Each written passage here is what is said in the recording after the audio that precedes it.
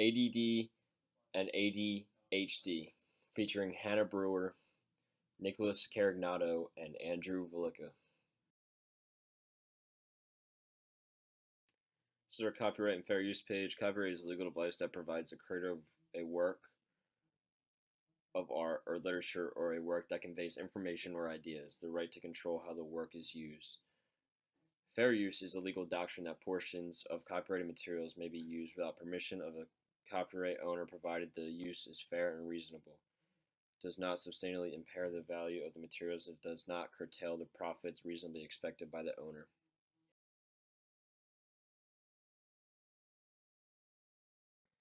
ADD, also known as attention deficit disorder, is an outdated term. It's also common in adults. ADHD is known as attention deficit hyperactive disorder. It's found in children, and it's also seen more frequently in boys than girls. ADD and ADHD, they're regularly mixed up with one another. Um, Also, both orders are genetic neurological conditions, and they're also present in frontal lobes of the brain.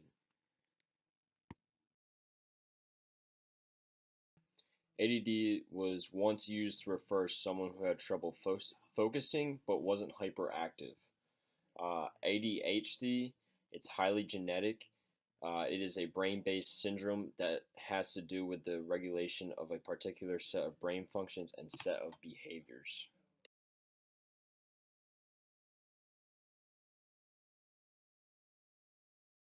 This slide is the children diagnosed with ADD or ADHD. Age-wise, from 12 to 17 years, it was 11.8%. Ages 6 to 11 years old was 9.5%. Ages 4 to 5 years old was 2.7%.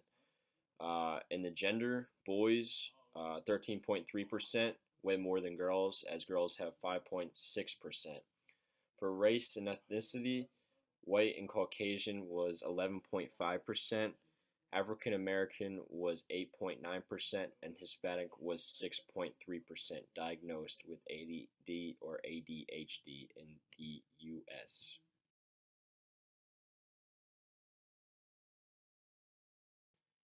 This is child diagnosis in the state of North Carolina of ADHD. This was taken in 2011. 11.6% of the children were diagnosed with ADHD. 13.1% of the parents report their child suffers from ADHD, not necessarily diagnosed. ADHD overall, 5.1 million of the children are diagnosed with ADHD, and 8.8% of the children between ages 4 to 17 are diagnosed with ADHD.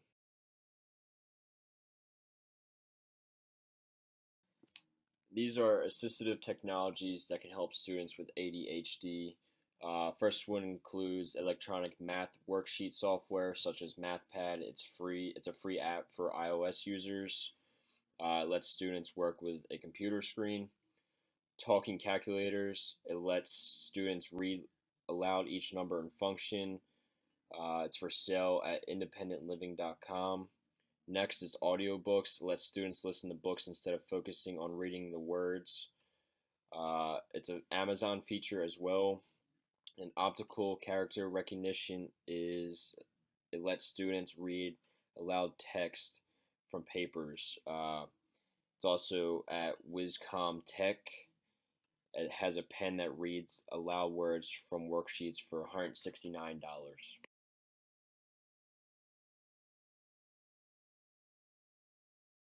These are some extra assistive technologies for students with ADHD. Speech synthesizer that reads the text right off the computer screen. Most programs are free with this through assistive. Portable word processors are a lightweight device with a keyboard on a screen of the device. Typically, that's an iPad. Speech recognition program is that allows students to speak into a microphone and the words appear. That app would be Dragon Naturally. It's a speaking program that starts at $300. And the last technology to help students with ADHD is a world prediction software. Uh, it helps the student predict what the student is going to type. Uh, it's allowed on any iOS device, and it's in the settings of the device as well.